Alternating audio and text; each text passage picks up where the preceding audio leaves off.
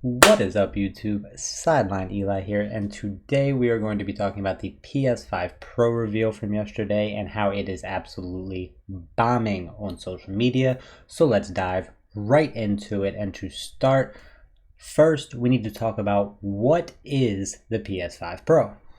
So there have been a lot of rumors and leaks going around for quite some time, but it is official as we are about to see on screen now. The PS5 Pro, what we're getting an upgraded GPU, which should allow for 67% more compute units than the standard PS5, as well as 28% faster memory, and those two things should equal up to 45% faster rendering.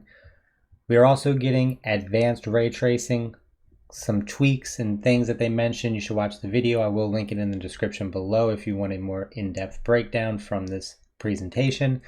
And then we are also getting AI-driven upscaling, which is being branded as PlayStation Spectral Super Resolution. That is a mouthful, or PSSR for short, as we can see here. And then storage-wise, we're going to be getting 2 terabytes of storage. Actually, pretty sweet if you ask me. So, as we look here on screen, we're going to see the differences that they highlighted between the standard PS5 we have now and the Pro that we are going to be getting in November. So, I watched it several times. I noticed the differences. It is noticeable. A lot of it is, more finite details, smaller things, and I think what it boils down to is things that you notice in a presentation like this, or even when you're standing around just enjoying the world. But when you're really like going fast-paced in action, it's probably not what you're focused on.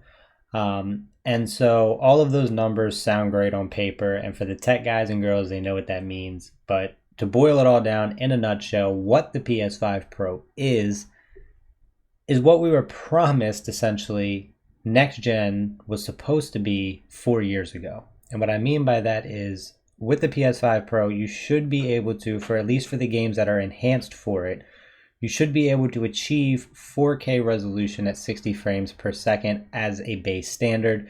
And as I will also show on screen here in a moment, once some of these differences are done showing, that is what we were promised current gen, or at the time next gen, was going to do. 4K 60 standard, all games, boom. As we know, 4 years into the generation, that is not quite what we have gotten. Excuse me.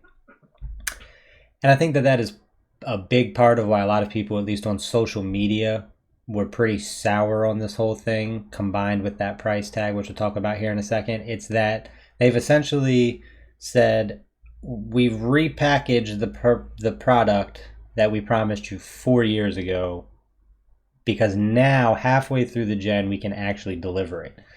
And not only are we going to repackage this, but we're going to sell it to you for $300 more than what you already paid. So at that pricing, if you look at my thumbnail, I have $810, and how I accumulate that is I am a physical owner.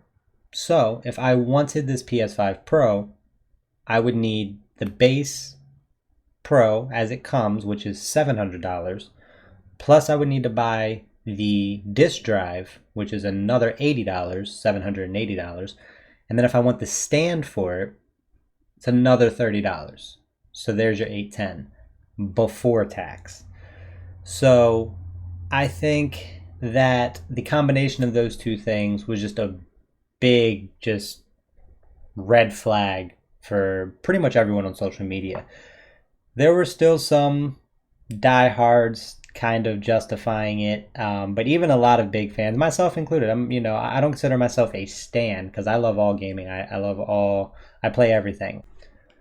But overall, we're talking about an item that is priced as a luxury item at $700. It doesn't come with the stand, and that doesn't come with the disk drive out of the box. So I think it's fair to say, hey, this is a luxury item. It's not something that you need. It's something that if you want it, if you can afford it, you can grab it. And that's fair. I agree with that. I just think it's also a slap in the face that it's really essentially only providing what we thought we were getting in the first place. So that's why, I'm okay with calling it a luxury item, but I'm just still not okay with the the idea of what it is in general. And then if we want to talk about another slight thing that's I'm seeing a lot of, and it does kind of annoy me a little bit, a lot of people are saying it's more so just a $350 upgrade for the PS5 Pro. That's very disingenuous. So the $350 trade-in that people are talking about is through GameStop, and that number, 350, is for the physical console, not the digital. It's for the physical edition of the PS5. Who that owns a physical PS5 is going to trade their physical in for just the digital? They're not, unless they bought a physical and then bought no physical games. I guess some people might have done that. Maybe that was the only one they had in stock at the time, because we know these things were hard to get a hold of. But that's not the case with me. So if I were to do this, I would have to trade this in plus get the disk drive for the additional $80, and then if I want the stand, another $30. So I spent $500. Okay, let's do some actual quick math here. Spent $500 plus another $780 on this Pro, minus $350 trade-in credit. That's over $1,000 for PS5 in the last 4 years. That is actual PC prices at that point. Now I'm a console fan, I'm a console lover, so I'm not one of those. I like everything, like I said 2 minutes ago.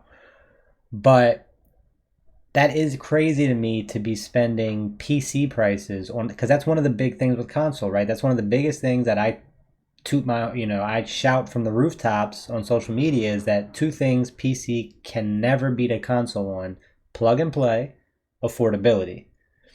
But if we're talking about over $1,000 to get what we promised the $500 machine was going to do, we're out of the ballpark of affordability at that point. And that's when the luxury item argument kicks in. But again, we just kind of covered that. Yeah, sure, it might be priced as a luxury item, but it's the promise of what the non-luxury item was supposed to do, and it doesn't come with any of the extra stuff that it should come with being a luxury item, in my opinion. So I think overall, that was the biggest issue. I don't think the reveal itself was an issue. I know some people talked about them showing, some older games, like PS4 era games, and I think what that boils down to is just more simple psychology marketing.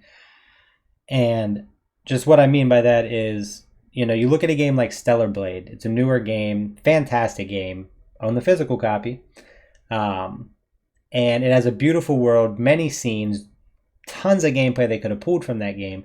But it only sold, like 1 million copies or something, which is great. That's not, a diss. But in the grand scheme of things, how many people that are going to watch or have watched that played Stellar Blade?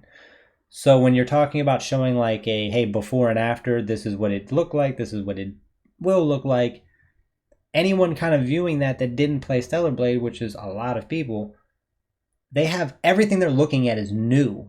So it's going to be a little bit harder to focus on exactly what they're highlighting, because rather consciously or subconsciously, you're looking at everything being shown, not what they're keying in on. But when they show Ratchet and Clank, that came with the PS5 day one, or launched with it, didn't come with it, unless you got the bundle. People have seen that game, played that game, so you look at the images they show and you're like, oh yeah, I've seen that. So it's a little bit easier, I think, to focus on exactly what they're showing you when it's something that you've already played, compared to showing some newer games like, I don't know, Rise of the Ronin or something, where people might just be focusing on everything and not just exactly what it is that you're trying to show them. So to me, that didn't really bother me. But I do think, as a PlayStation player, as a PlayStation fan, that it's pretty disappointing. Disappointing, I think, is the best way to put it, or greedy. I think that's another fair way to put it. Now, a lot of people pertaining to that trade-in, I saw saying, well, what if you don't have a GameStop? So I actually do have a solution for you. I personally do not know anybody that has done this, but if you go to PlayStation Direct, which you can type in PlayStation Direct, the actual web address is direct.playstation. You can trade in through PlayStation on their official website. And what you're going to do is just pull it up, go to deals. For some reason, trade in and trade up is grayed out. I honestly don't know why, but this is the same option. Upgrade to a PS5 now for an extra $50. So if you trade in your PS4 Pro through them, they give you up to $150 plus bonus credit. So I'm showing you this because I don't know for sure, but I'm going to assume that when they launch the PS5 Pro, they will offer a similar type of deal or system through their exact direct here, where you can just upgrade through them if you don't necessarily have a GameStop or some other participating retailer that offers or provides trade-in for a Pro. So with all of that being said, let me know how you guys are feeling in the comments below, as well as social media. How do you feel about this? Is this something you're going to buy day one? Is this something you're interested in? Would you be more interested in this if maybe the 700 did come with a disk drive and maybe it was 650 or even 600, right? For a digital, or just 600 for this as they currently have it. Let me know what you're thinking, how we're feeling. Personally, I was pretty excited for the Pro, and I'd actually convinced myself I was going to get it, but I honestly didn't believe that they were going to do 700. I really didn't think that they would do that. And not because I'm some big Sony fanboy. I'm not. I'm just a fan. But just more so of, I genuinely didn't believe that they would put the time and money into this product and then knowingly sell it at a price point that probably won't move many units. But if that's their game plan, then that's on them. But I think I'm going to hold off on this. Like I said, if the price drops, I might jump on it. But at that price point, for what we are getting out of it, me personally, I think I'm just going to hold off for next gen. And I think that's just going to be that for me. That is all I have for today, though, guys. Let me know, like I said, how you're feeling in the comments below and on social media. And until next time.